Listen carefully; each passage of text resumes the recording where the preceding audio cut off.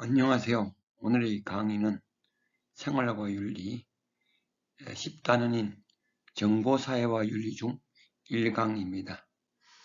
자, 이 강의는 바로 온라인 학습을 위한 강의입니다. 10단원의 정보사회와 윤리는 크게 두 파트로 되어 있습니다. 정보기술 발달과 정보윤리, 그리고 정보사회 매체윤리, 이렇게 크게 두 가지로 나눠집니다. 오늘 1강 시간에는 정보기술 발달과 정보윤리 중 정보기술의 발달에 따른 사회의 변화, 그리고 윤리적 문제, 사생활 침해, 저작권 문제, 사이버 폭력, 그리고 포인에 관한, 자유에 관한 윤리적 문제, 그리고 세 번째로 정보사회에 필요한 정보윤리, 존중, 책임, 정의, 해악 금지 등의 정보윤리에 관한 내용을 강의하겠습니다. 정보사회 매체윤리는 다음 시간에 강의하겠습니다. 자, 먼저 정보사회와 윤리. 자, 이와 관련된 세계화 추세에 대하여 먼저 강의하죠. 자, 이 세계화 추세의 내용은 여러분들 교재에 없습니다. 그러므로 여러분들 여백에다 필기하시기 바랍니다. 자, 세계화 추세는 1989년 이후로 오게 됩니다. 이러한 세계화 추세에 가장 큰 영향을 준 것이 바로 첫 번째, 정보에 따른 통신과 교통의 발달입니다. 자, 인터넷 등 통신의 발달과 또로 일생활거리는 교통의 발달을 통하여 지구 한편에서 일어난 일들이 굉장히 빠른 시기에 세계적으로 퍼져 범세계적으로 영향을 줍니다. 자, 이것이 바로 세계화 추세입니다. 두 번째로 세계화 추세는 사회주의 몰락에서 오게 됩니다. 사회주의가 몰락함으로써 세계가 단일한 이념체제로 됩니다. 즉 냉전이 종식되고 바로 하나의 체제, 자본주의 체제로 바뀝니다. 물론 일부 사회주의 체제를 갖고 있는 나라가 있습니다. 그러나 전체적인 세계적인 흐름은 바로 자본주의 체제입니다. 그리고 세 번째, 자, 세계화 추세와 더불어 자유무역 시대가 됩니다. 한 국가의 산업을 보호하기 위한 보호무역 시대로부터 무한 경쟁의 시대, 즉 자유무역 시대입니다. 자, 1984년도 우루과이 라운드가 협정이 합의됨으로써 관세가 철폐되고 수입 활동제인 쿼테제가 폐지됨으로써 바로 무한 경쟁의 시대, 자유무역 시대가 열리게 됩니다. 이런 세 가지가 주된 세계화 추세입니다. 즉 세계화 추세 중에 그 하나가 바로 정보화에 따른 세계화 추세이다라는 얘기죠. 자, 그러면 정보기술의 발달과 정보윤리 중 정보기술의 발달에 따른 사회 변화, 즉 긍정적인 변화와 부정적인 변화를 보겠습니다. 먼저 긍정적인 변화부터 보죠. 자, 정보기술이 발달에 따른 긍정적 변화. 먼저 삶의 편리성이 전개됐습니다. 일상적인 업무를 스마트폰이나 컴퓨터를 통하여 쉽게 빠르게 처리할 수가 있게 되었습니다. 두 번째, 자, 수평적, 다원적 사회로 변합니다. 자, 이때 수평적 관계란 것은 자체기본적으로 평등한 관계를 말합니다. 거기 반하여 수익적 관계는 차별적 관계를 의미합니다. 이런 용어 알아놓도록 하세요. 자, 그래서 정보기술의 발달로 상방향 의사소통, 서로가 두 사람 이상이 서로가 의사소통이 가능하게 되었습니다. 그래서 수평적이고 다원적인 사회로 변화되고 사회부 공간의 등장으로 누구나 자신의 의견을 자유롭게 표현할 수 있게 되어 정치 참여 기회도 확대되었습니다. 이때 정치 참여 기회가 확대되므로써 현재에서는 전자민주주의, 그래서 바로 집전민주주의가 까지도 할 수 있도록 되었습니다. 세 번째, 전문적 지식의 습득 기회가 확대되었습니다. 자, 전문적인 지식이나 정보들을 인터넷 검색이나 블로그 등을 통하여 얻을 수 있는 기회가 확대되었습니다. 네 번째, 긍정적인 변화로서는 다양한 문화에 대한 이해의 폭이 확대되었습니다. 전 세계의 예술이나 풍습 등과 관련된 정보들을 인터넷을 통하여 접해봄으로써 다양한 문화를 쉽게 경험하고 이해할 수 있게 되었습니다. 자, 이러한 긍정적인 변화와 더불어 정보기술에 따른 부정적인 변화가 있습니다. 자, 그런 부정적인 변화로 첫째, 감시와 통제의 가능성이 증가합니다. 정보통신 기술을 활용하여 구성원들을 감시하고 통제할 가능성이 높아졌습니다. 자, 어떻게 보죠? 그러한 정보 독점 권력과 감시하는 그런 조직 자체를 우리는 파모티콘 혹은 빅브러더라는 용어를 씁니다. 파모티콘은 자, 밴덤이 사용한 말로서 원용 과목으로 특정한 개인이 모든 과목에 있는 재수들의 생활을 일일이 감시 감독이 가능합니다. 자, 그렇게 비유한 거죠. 그 다음에 빅브러더라는 개념은 조지 오웰이 쓴 1984년 소설에서 바로 정보 독점 권력과 조직을 빅브러더라고 합니다. 자, 두 번째, 기술에 대한 의존성이 증가합니다.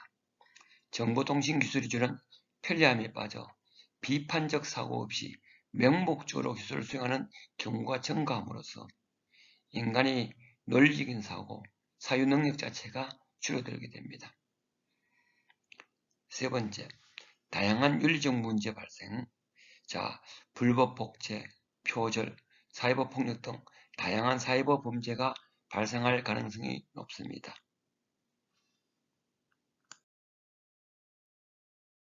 두 번째, 정보기술의 발달에 따른 윤리적 문제에 대하여 알아보겠습니다. 정보기술의 발달에 따른 윤리적 문제는 크게 우측에 보시죠. 네 가지로 나눠집니다. 첫 번째, 사생활 침해. 두 번째, 저작권 문제. 세 번째, 사이버 폭력. 네 번째, 포인의 자유 문제가 있습니다. 먼저 사생활 침해 문제부터 보죠. 자, 첫 번째, 컴퓨터와 정보통신 기술의 발달으로 개인의 정보가 쉽게 노출되고 도용되는 문제가 발생합니다. 도용, 남의 정보를 훔쳐서 이용하는 것을 말합니다.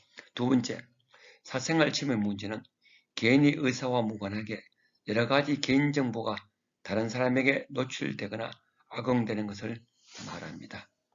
세 번째, 국가 권력에 의해 개인정보가 악용되어 개인이 통제, 억압당할 경우 개인의 자유가 침해당하고 민주주의가 태반하는 등 심각한 문제가 발생할 수 있습니다. 즉, 앞에서 배웠죠? 파모티콘이나 빅브러더 같은 경우를 말합니다. 네 번째, 정보의 유통 과정 전체에서 개인이 자신의 정보를 결정하고 통제하는 권한을 가져야 한다는 정보자기 결정권을 강조하는 방향으로 논의가 전개되면서 익힐 권리가 강조되고 있습니다. 자, 익힐 권리에 대해서 알아보죠. 밑에 익힐 권리란 요 용어 알아놓기 바랍니다. 개인정보를 필요로 하여 자신이 원하지 않는 민감한 정보들이 포털 사이트 등을 통하여 많은 사람에게 공개되지 않도록 정보를 통제할 수 있는 권리를 말합니다. 즉, 자신의 개인의 어떤 사적인 정보가 노출되지 않는 권리, 그런 권리를 우리는 익힐 권리라고 합니다. 자, 여기 봐라요. 익힐 권리와 알 권리가 서로 대비가 됩니다. 자, 입장을 한번 비교해 보죠. 장발장은 전과자 신분을 숨기고 시장이 되어서 하지만 정보사회에서는 사람들이 읽거나 지우고 싶은 정보, 자, 읽거나 지우고 싶은 정보를 인터넷에 남아있어서 타인이 볼 수 있지. 따라서 자신이 원하지 않는 정보를 삭제할 수 있는 권리, 바로 익힐 권리를 보장해야 돼. 바로 사생활 침해의 문제와 관련되죠. 자, 을보죠. 장발장이 아무리 시민을 위해 봉사했다 하더라도 그를 시장으로 뽑힐 때 사람들이 그의 과거를 알아야만 했다고 봐. 정보사에서는 누구나 그러한 정보에 접근할 수 있어야 하지. 사람들이 알아야 할 정보라면 삭제를 금지해야 돼. 자, 공적인 어떤 사람의 정보를 알아야 된다. 공익을 위하여. 이게 바로 알 권리입니다. 익힐 권리와 알 권리가 반대 입장입니다. 밑에 내용을 보죠. 자, 이거 굉장히 중요합니다. 여러분들 요약해서 비교해 놓기 바랍니다. 익힐 권리는 바로 사생활 보호하는 겁니다. 보호하는 권리가 바로 익힐 권리입니다. 사적인 일과 개인의 인권 보호를 위한 정보를 갖다가 남으로부터 노출되는 것을 금하는 권리가 바로 익힐 권리입니다. 또한 인격권과 관련됩니다. 개인의 인격적 인격권을 보호하기 위한 권리가 바로 익힐 권리입니다. 그 용어 같이 알아놓기 바랍니다. 자, 알 권리는 바로 포인의 자유와 관련됩니다. 자, 그래서 공익과 관련된 부분입니다. 공공의 이익과 관련된 일은 공공의 사람이 그 내용을, 그 정보를 알아야 됩니다. 이것을 우리는 알 권리라고 합니다. 즉, 사적이고 개인적인 일은 될 수 있으면 익힐 권리가 보장되어야 하고, 거기에 반하여 공공의 이익과 관련된 내용은 모든 사람이 공개되어 알 권리가 있다는 겁니다. 자, 이 두 부분 여러분들 굉장히 중요합니다. 꼭 알아놓도록 하세요. 자, 두 번째 바로 저작권 문제입니다. 자, 이 저작권 여러분들 중요합니다. 자, 먼저 1, 2번부터 보죠. 저작권에 의하여 배타적으로 보호되는 저작물을 무단으로 이용하여 저작권자의 권리를 침해하는 행위가 발생하고 있습니다. 두 번째, 저작권을 둘러싸고 지적 산물에 대한 창작자의 재산권과 인격권, 창자의 재산권과 인격권, 우리가 저작권이라고 하죠. 보호해야 한다는 입장과 사회적 사물인 정보에 대한 권리를 서로 공유해야 된다는 입장이 대립되고 있습니다. 자, 밑에 여러분들 그 용어 보죠. 정보사유권, 정보공유권. 정보사유권을 영어로 하면 카피라이트라고 합니다. 카피라이트. 해석하게 되면 저작권 혹은 지적재산권이라고 합니다. 이라도 우리는 혹은 정보사유권이라고 합니다. 남이 함부로 그 사람의 지식과 정보에 대한 권리를 사용할 수 없는 것이라도 우리가 정보사유권이라고 합니다. 자, 여러분들 위에 내용 보게 되면 저작권 보호를 주장하는 입장이 바로 정보사유권입니다. 거기에 반하여 정보공유권, 바로 카피라이트라고 합니다. 어떤 지식이나 정보가 모든 사람에게 공개되는 것, 모든 사람이 사용할 수 있는 권리, 그래도 우리는 카피레프트, 정보공유권이라고 합니다. 혹은 공개 저작권이라고 합니다. 자, 1984년도 리차드 스톨먼이라는 사람이 주장합니다. 자, 여러분들 위에 있는 네모칸 보게 되면 정보 공유를 주장하는 입장이 바로 정보 공유권 카피레프트입니다. 헷갈리지 않도록 하세요. 카피레프트는 정보 공유를 주장하는 입장, 정보 공유권을 말하고 위에 저작권 보호를 주장하는 입장이 바로 정보 사유권 카피라이트라고 합니다. 자, 그럼 위에 네모칸을 보죠. 저작권 보호를 주장하는 입장, 즉 카피라이트, 정보 사유권은 자, 옆에 내용 보죠. 정보 생산에 필요한 시간과 노력, 비용에 대하여 정당한 대가를 지불해야 된다고 봅니다. 그래서 그의 지식과 정보를 사용할 때 일정한 대가, 돈을 지불해야 됩니다. 자, 그렇게 함으로써 두 번째, 창작자의 노력에 대한 경제적 이익을 보장함으로써 창자, 의욕을 높이고 더 많은 지적 산물을 생산할 수 있다고 봅니다. 또한 창작자에게 정보에 대한 배타적 독점권, 용어에서요. 배타적 독점권, 즉 지식과 정보에 대하여 남이 함부로 침범할 수 없는 권리, 그리고 우리가 배타적 독점권입니다. 를 부여하기 때문에 정보의 자유로운 교류를 방해할 수 있다는 비판을 받기도 합니다. 자, 그 다음 밑에 정보 공유를 주장하는 입장, 즉 정보 공유권 혹은 공개 저작권 카피레프트입니다. 자, 모든 저작물은 인류가 생산한 정보와 지식을 활용하여 구성된 공공재이며 이러한 공공재는 공동체의 이익을 위하여 사용되어야 하고 모든 사람이 같이 공유하고 바로 공개되어야 된다는 입장입니다. 자, 그 밑에 보죠. 저작권에 관한 과도한 권리 행사는 즉 저작권 보호, 즉 정보 사유권은 새로운 창작을 방해할 수 있으며 정보의 격차에 대한 불평등, 정보 격차에 대한 불평등을 발생시킬 수 있다고 봅니다. 또한 창작자의 노력을 충분히 고려하지 못하고 창작물의 질적 수준이 낮아질 수 있다는 비판도 받습니다.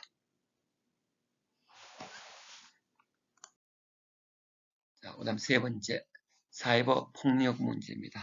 이 내용은 쉽기 때문에 한번 쭉 읽기만 하겠습니다. 사이버 폭력의 의미, 사이버 공간에서 상대방이 원하지 않는 글이나 영상 등을 이용하여 정신적, 심리적 피해를 주는 것, 정신적, 심리적 피해를 주는 것을 사이버 폭력이라고 합니다. 자, 사이버 폭력의 유형보죠. 사이버 따돌림, 사이버 명예훼손, 사이버 스토킹, 사이버 성폭력 등입니다. 자, 사이버 폭력의 특징, 시공간의 제약을 받지 않고 일상적으로 발생할 수가 있습니다. 특징은 여러분 좀 알아놓기 바랍니다. 정보의 복제와 유포가 쉬워 광범위하게 빠르게 확산됩니다.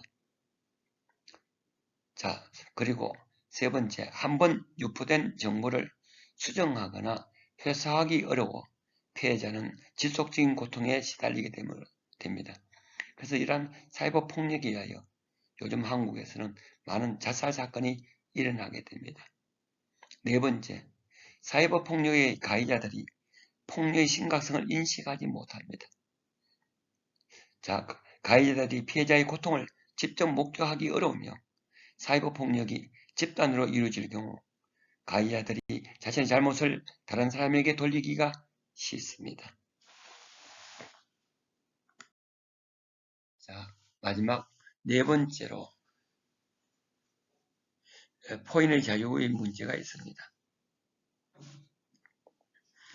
자, 포인의 자유는 자아실현의 토대가 되고 인간의 존엄성을 실현하는 바로 인간의 기본 인권과 관련됩니다. 자, 두 번째, 포인의 자유는 현실 공간뿐만 아니라 사이버 공간에서도 기본적인 권리로서, 기본 인권으로서 보장되어야 합니다. 자, 그러나 다른 사람의 인권을 침해하지 않고 다른 사람의 사회 질서를 어지럽히지 않는 범위 내에서 포인의 자유를 최대한으로 허용해야 됩니다. 자, 밑에 포인의 자유와 개인의 인권권 보호 간의 갈등을 보죠. 자, 포인의 자유는 바로 알 권리와 관련되고 개인의 인권적 보호는 바로 익힐 권리입니다. 이 두 개 앞에서 얘기했죠. 꼭 구별하기 바랍니다.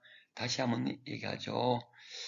포인의 자유는 바로 알 권리와 밀접하고 개인의 인격권 보호는 바로 익힐 권리와 관련됩니다. 즉 사생활 보호 얘기죠. 밑에 내용 보죠. 포인의 자유는 민주주의를 실현하는 기초이며 국민의 알 권리를 충족시키기 위하여 보장되어야 합니다. 국민의 알 권리와 관련됩니다. 그런데 포인의 자유를 지나치게 강조할 경우 개인의 인격권이 침해될 소지가 발생합니다. 자, 인격권은 권리의 주체와 분리하여 생각할 수 없는 인격적 이익을 내용으로 하는 권리입니다. 개인의 인격적 이익과 관련된 내용을 하는 권리가 바로 인격권입니다. 모든 자유권의 출발점이 됩니다. 반대로 개인의 인격권을 지나치게 강조할 경우 국민의 알고를 충족시키지 못하고 공익상 필요한 경우에도 개인이 정보에 접근할 수 없는 불합리한 결과를 발생할 수 있습니다. 즉, 개인의 인격권을 지나치게 강조하게 되면 바로 익힐 권리를 지나치게 강조하게 되면 바로 공익과 관련된 알 권리가 바로 문제가 된다 얘기죠. 자, 이 포인의 자유와 개인의 인격권과 관련하여 익힐 권리와 알 권리의 관계를 꼭 정리해 놓기 바랍니다. 자, 마지막으로 정보사회에 필요한 정보윤리를 봅니다.